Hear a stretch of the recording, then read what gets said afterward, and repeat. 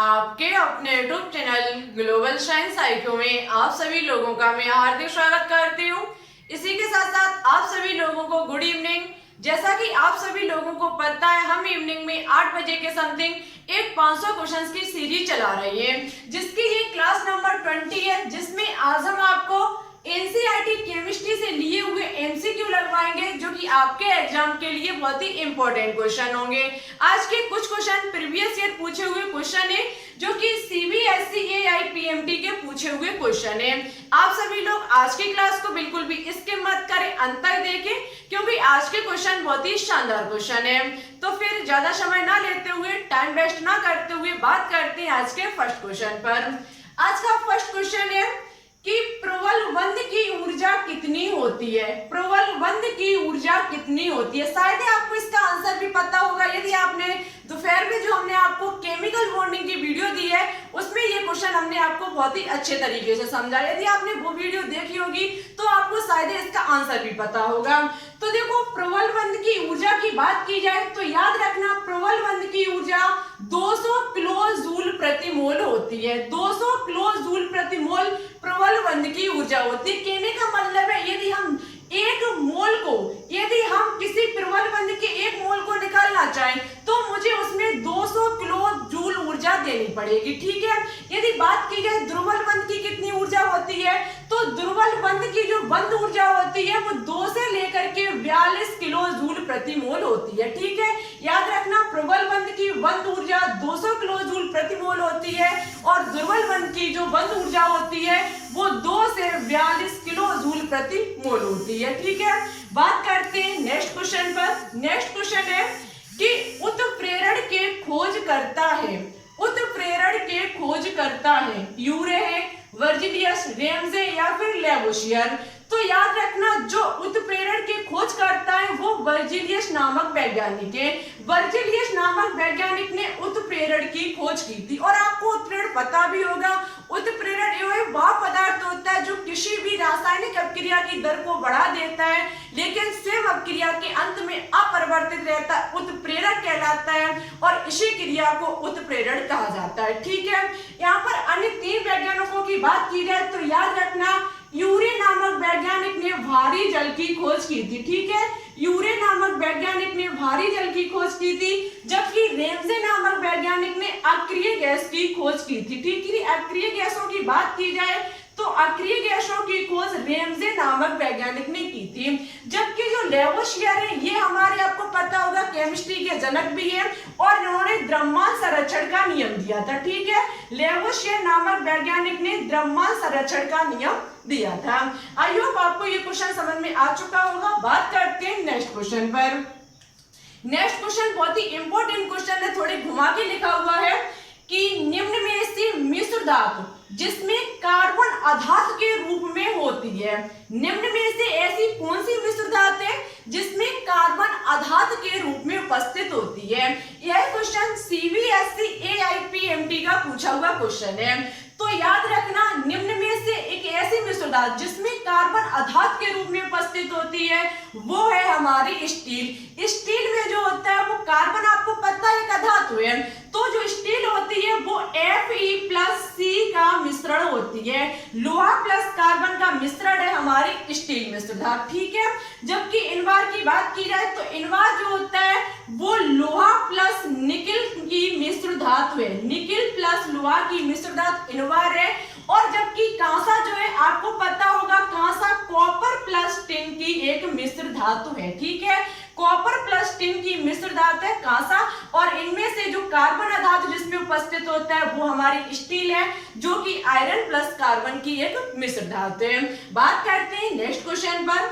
Next question है कि दुग्धांशी quantum संख्या L बराबर 3 के लिए इलेक्ट्रॉन की अधिकतम संख्या होगी। ये भी CBSE AIPMT का पूछा हुआ क्वेश्चन है कि जहां पर दुग्धांशी क्वांटम संख्या L बराबर 3, सबसे पहले आपको ये पता होना चाहिए कि कौन सी आइसोमेथल क्वांटम नंबर है जिसका मान L बराबर 3 होता है। आपको पता है 3 सबसेल होते हैं SPDF। ठीक है, यदि इनके मान की बात की जाए, इनके दुग्धांशी क्वांटम संख्या के मान की बात की जाए तो S सबसेल का 0 होता है, P सबसेल का 1 होता है, डी सब सेल का 2 होता है और एफ सब सेल का 3 होता है। ठीक है, तो आपको पता चल गया होगा कि L बराबर 3 जो होगा वो एफ सब सेल के लिए होगा। ठीक है, क्वेश्चन पूछ रहा है कि L बराबर 3 के लिए इलेक्ट्रॉन की अधिकतम संख्या कितनी होगी।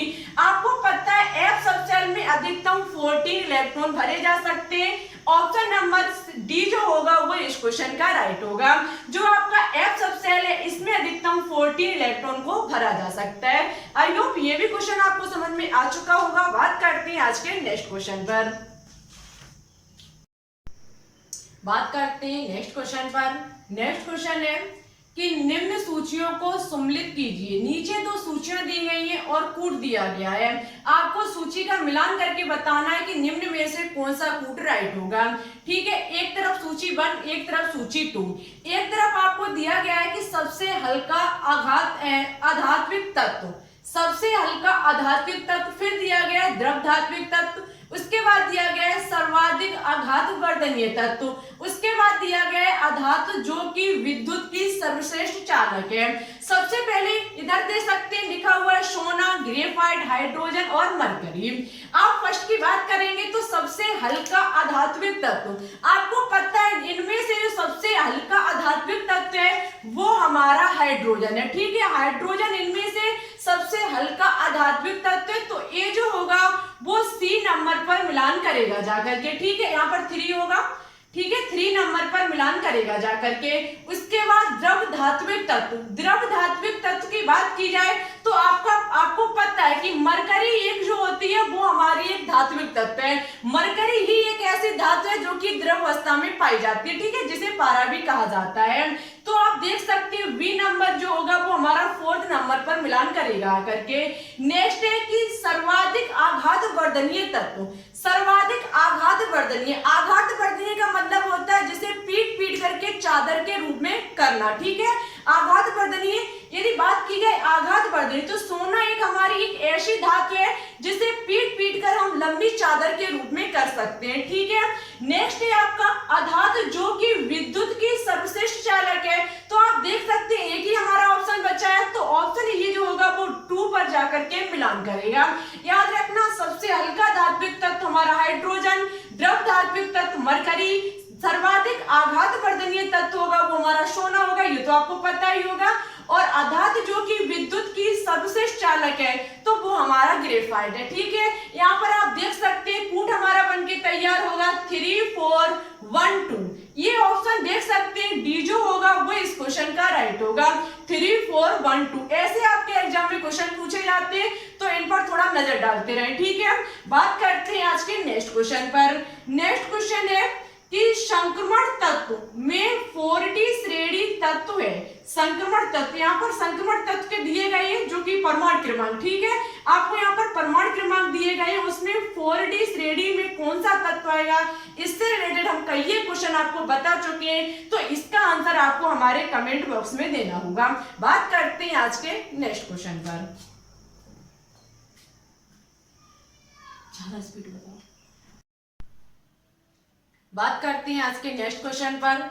नेक्स्ट क्वेश्चन है कि गलनांक का सही क्रम है, गलनांक का सही क्रम है। आप ऑप्शन में देख सकते हैं यहाँ पर कार्बन फैमिली के, कार्बन तत्व जो है उसके फैमिली के जो एलिमेंट है वो लिखे हुए हैं। ठीक है, उसमें आपको गलनांक का सही क्रम बता रहे हैं। सबसे पहले गलनांक का सही क्रम कैसे पहचानते हैं, तो आपको पता है जो आपकी आवर्त सारणी है उसमें जब हम ऊपर से नीचे की तरफ जाते हैं तो आपका आकार, परमाणुओं का जो आकार होता है वो बढ़ता चला जाता है, और जैसे जैसे परमाणुओं का आकार बढ़ता है वैसे वैसे गलनांक जो होता है वो कम हो जाता है। ठीक है, तो आप देख सकते हैं सबसे पहले जो कार्बन फैमिली है उसमें सबसे पहले आता है कार्बन, उसके बाद आता है आपका सिलिकॉन, उसके बाद आता है जर्मेनियम और उसके बाद आपका आता है टिन। आपको ये क्रम देखना है कि हमें गलनांक का सही क्रम बताना है। तो सबसे अधिक गलनांक किसका होगा, कार्बन का, उसके बाद किसका होगा, सिलिकॉन का, मींस कार्बन से कम होगा सिलिकॉन का, सिलिकॉन से कम होगा जर्मेनियम का, और जर्मेनियम से भी कम किसका होगा, टिन का, टिन का सबसे कम गलनांक होगा।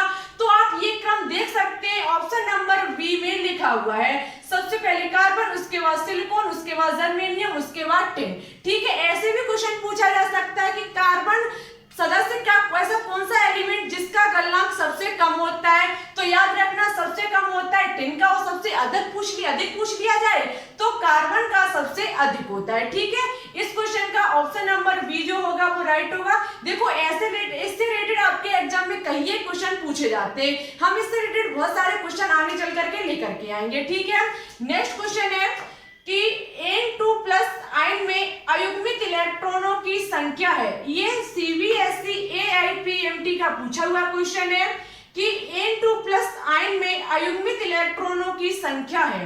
आपको पता है अयुग्मित इलेक्ट्रॉनों की संख्या ज्ञात करने के लिए सबसे पहले आपको इलेक्ट्रॉनिक विन्यास पता होना चाहिए। हम सबसे पहले N2+ का इलेक्ट्रॉनिक विन्यास करेंगे। N2+ का इलेक्ट्रॉनिक विन्यास तभी होगा, सबसे पहले आपको N का करना पड़ेगा, सबसे पहले आपको नाइट्रोजन का करने पड़ेगा। नाइट्रोजन का परमाणु क्रमांक होता है 7, इलेक्ट्रॉनिक विन्यास निकल के आएगा 1s2 2s2 2p3, यही तो निकल के आएगा।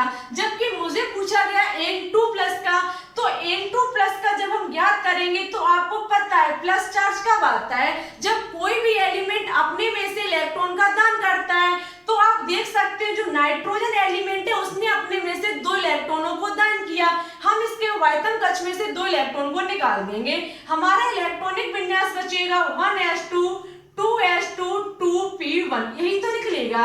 जब हम इसका इलेक्ट्रॉनिक विन्यास कर लेंगे उसके बाद हम इसके देखेंगे सबसे लास्ट एनर्जी लेवल को।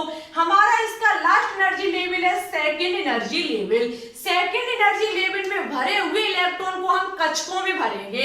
सबसे पहले हम एस सब सेल के भरेंगे। एस सब सेल में ओनली 1 कक्षक होता है, इसमें भरे हुए हैं 2 इलेक्ट्रॉन। आपको पता है सबसे पहले इलेक्ट्रॉन कक्षक में क्लॉकवाइज घूमता है, उसके बाद एंटी क्लॉकवाइज। हम इसमें क्या करेंगे, सबसे पहले क्लॉकवाइज भरेंगे, ठीक है, उसके बाद 1 इलेक्ट्रॉन मेरा और बच गया, हम भर देंगे उसको एंटी क्लॉकवाइज। उसके बाद हम दूसरे जो आपका सेकेंड एनर्जी लेवल है उसके पी सब सेल में जाएंगे। आपको पता है पी सब सेल में 3 कक्षक होते हैं। ठीक है, देखो हम क्वांटम संख्या बहुत ही डिटेल से पढ़ा चुके हैं। जब तक आप क्वांटम संख्या इलेक्ट्रॉनिक विन्यास नहीं पढ़ोगे तब तक आपको ऐसे ऑप्शन वाले क्वेश्चन समझ में नहीं आएंगे।